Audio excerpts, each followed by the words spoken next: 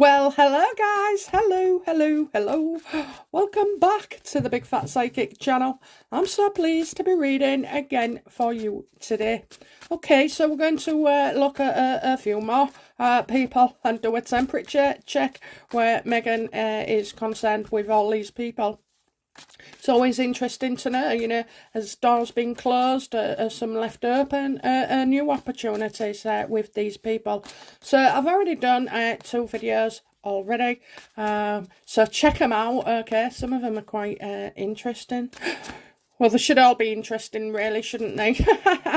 Anyway, come on then, let's get started. So, in no particular order, how does Meghan feel towards Thomas, her father? Not good.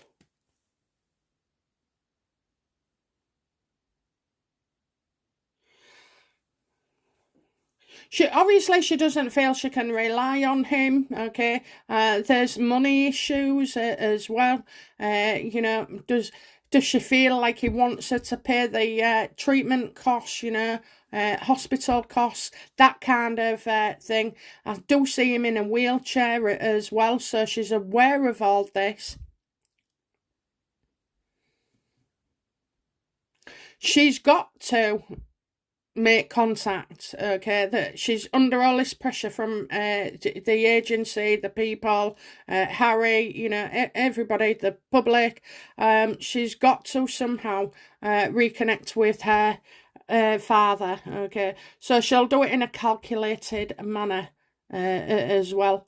I kind of feel like she's going through somebody else at first.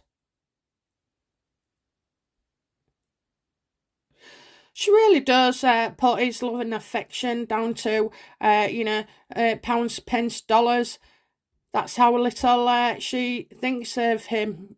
That's terrible, that, isn't it?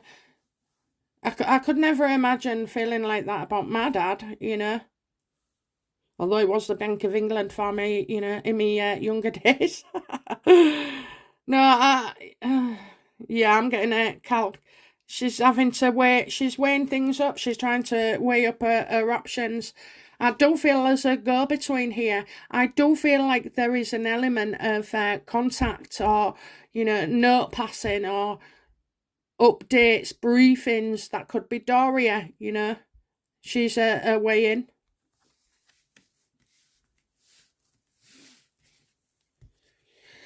How does Meghan feel about Samantha?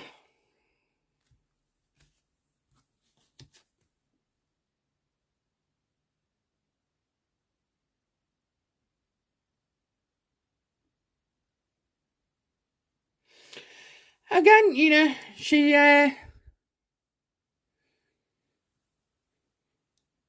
sees Samantha is doing it only for money, okay? Only for money. That Sam wants money, and that's all it's about. She's seeing these family members as just like leeches, okay? I'm not saying they are, but this is how, in a warped mind, how a loving father and a half-loving sister, it's all about money, okay? It's greed, all about money. That's what she says. So she doesn't, Sam has got something over Meghan, just like ladies see. I saw it in hers as well, where, something that's not been talked about for now, that happened a while ago, is going to come forward. And it always does in the end. Again, she's believing that Sam is making money off her name. The fact that she married a rich royal. He's not that rich, is he? But rich by our standards, I would definitely say. So yeah, it's like, you don't want to work. You're just using me to feather your pot of gold, and that's how Meghan sees it. It's all about money. Meghan isn't, do you remember that stupid rumour that went about that awful things that apparently Thomas had been alluded to do and carry out? There's none of that here. It's about money. Get off my tail, get off my back. yeah, stop asking for money. That's what her biggest fear is, because money is God. It's she wouldn't want to part with it. She wouldn't, she wouldn't know how to gift her family when coming into all this wealth. Meghan likes to spend it on herself. There would have been, elements of that she was in a position maybe to offer and help her family financially. And she didn't want to do that. She realised straight away she was not going to do that.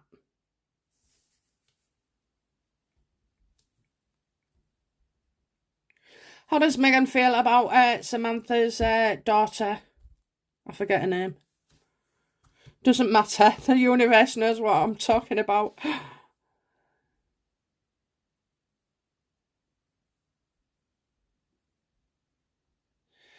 Well, oh, I've got something being hidden here. Sam's daughter. Making sure something does not get out. Pretending not to know something that she actually does. So she's maybe been rewarded financially for this, for not revealing something.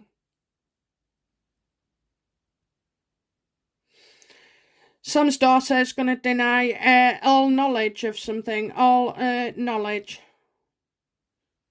So Meghan does trust this daughter, not fully, but she does trust her.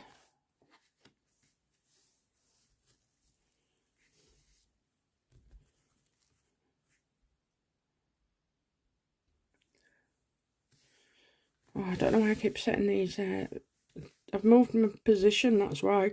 Okay, so yeah, Sam's daughter, right, I've just made a note of that because I'm going to pull and do a full read on that one. These are just tasters, but that has got me interested. So how does Meghan feel about Archie's surrogate?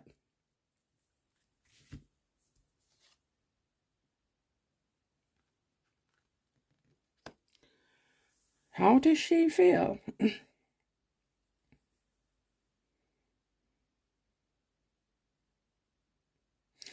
Well, I'm getting Harry. I see Harry definitely. How does she feel about Archie as surrogate? Maybe that the surrogate prefers Harry over Meghan. That I've got a go-between here, another go-between, okay, so I'm not sure who he is, but he's taking messages from the surrogate, Archie surrogate, to Harry and Meghan as well. So, I think they've got a bloke involved that they like. But as well, I'm getting a Harry aware that the Archie surrogate is watching them. There's an element of mischief here as well. Harry's warped sense of humour for some reason is brought up. So I think, Meghan won't have anything to do with the surrogate. Harry would have. I think they're still in touch. I think they're still in touch. Well, you can't just walk away like that, can you, when somebody's given birth to your little angel? I just don't. I think, you kind of stay in their life early days. Well, it's hard, isn't it? It's hard because I've just thought to myself, wham bam, thank you, ma'am. And I don't know where that came from. But, and the kids passed over, but obviously Archie is in the public eye. I think there's a different arrangement than the usual sort with Harry and this surrogate. And Meghan sees that. I think she's quite happy, happy she gave them a boy as well, and he's a lovely little lad, and he is, you know, all children are at that age. Okay, how's Meghan feeling about Marcus Anderson? He's in the good books. Oh, yeah, she's been out socialising, partying. You know, this is where Meghan makes out that she's networking. This is where she would hear gossip about Camilla or what the feel is around Charles as well. So I am getting that. So she likes to go... she likes a male because the male will adore her, even though he might be bisexual or, you know, whatever. But Marcus does adore her. He does show loyalty. He instills confidence. He's there when she's low. He picks her back up. He holds her hair back if she was spewing after too many drinks and whatever the sniff these days. So, yeah, I mean, all good there. All good there. How does Meghan feel about OPRAH?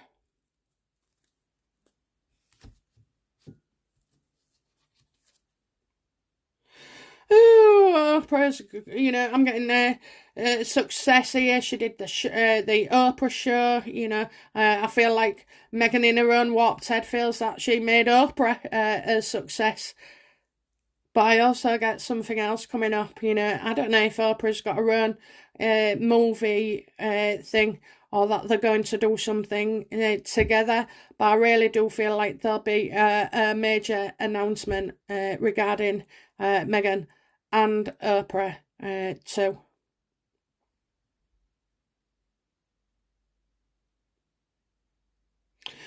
I wonder if, you know, I'm getting the rights to buy something, the rights, selling the rights. So without drawing another card, I feel like this could have been Harry's book, you know. Maybe OPRAH's going to serialise it or help produce it. But why would they go to her when they've got Tyler Perry?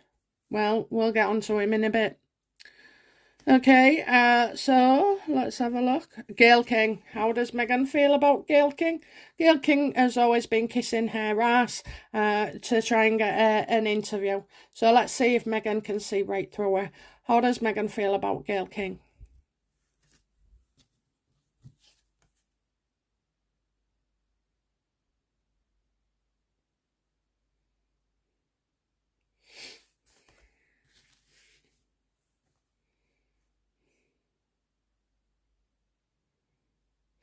So I'm getting leaving, but I feel like I'm going somewhere here. Six of Swords, okay, Six of Swords.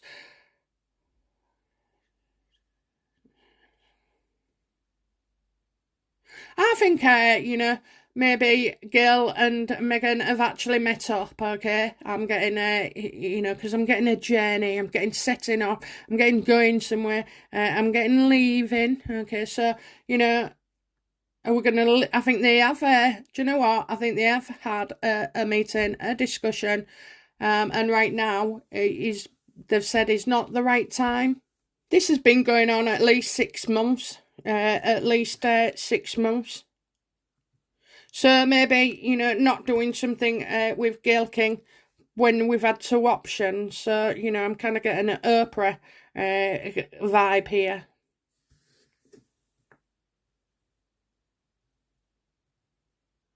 I think GAYLE King, you know, made all the effort to get that, you know, appointment with Meghan, to go and travel to see her, to wait 2 hours because Meghan was late, you know, all that kind of diva behaviour. And I just feel like she's come away with nothing. Okay, so I'm getting she's come away with nothing. Okay, guys, that's another 7 over, a few more to go. Thank you very much for listening to me today, and I hope you have a great weekend. Okay, bye now. Bye-bye.